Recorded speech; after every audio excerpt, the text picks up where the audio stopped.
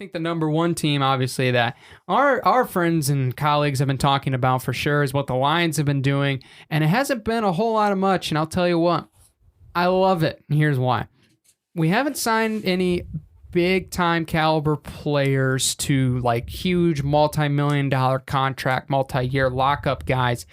But we've made some very, very nice moves. And I think what Brad Holmes is doing, I'm starting to see the vision, and I'm starting to really, really dig what he's putting down here in Detroit. So, I mean, obviously a big one, DJ Chark, 1 year, $10 million. Love that because needed that. He came in the quote of the press conference. I know I watched part of this. He came for the culture. He understood what Dan Campbell was doing, and they were winning the same amount of games as with Urban Meyer. And he said it was a colossal difference by what he was talking about because he got the insider with Marvin Jones and Jamal Agnew over there. And they were saying, yeah, it's way different over there by what I'm hearing.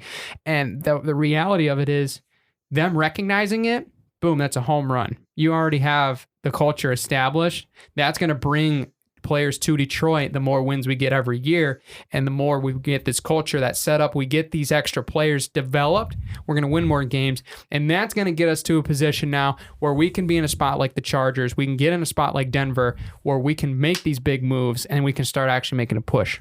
Yeah, that's the one thing is like, that's what we've been talking about for a while, just the whole change, just the grit of Detroit that the team is embracing, that Dan Campbell is having everybody embrace in that organization. Because I'm seeing like what Dan Campbell's been able to do, it runs all the way from, you know, the janitors of the organization to the top name players, to Jared Goff, to all those guys who are going to be suiting up every Sunday and Monday and Thursday, whatever day the games are on.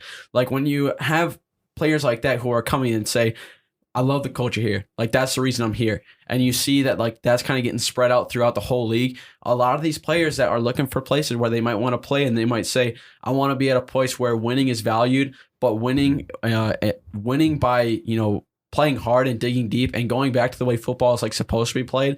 Like, that's the one thing that I think is really going to change for the better in Detroit is we have such a great culture, and we have such a great, I guess, like, inner like core, I guess, just with everybody that's been able to adopt it. And that's one thing is once you get everybody to buy in, then it's super easy to see success. Yeah, and I think a lot of people would say that the Lions are a year ahead, that we're already getting some of these younger free agent guys.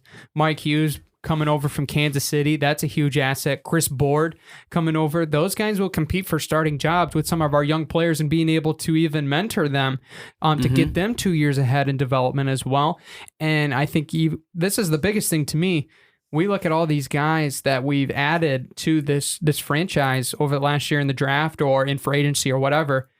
How many of them left? Not many. They're all coming back, and that tells me it's working. When you have a team that is in the bottom half of the league for the entirety of the season and at the bottom at one point with 0-8, and you got guys come like over 75% of your players that have signed at least a significant deal to be a part of the team. Obviously, practice squad goes in and forth across the league regardless, but when you got over that much people coming back every year, that tells me it's working.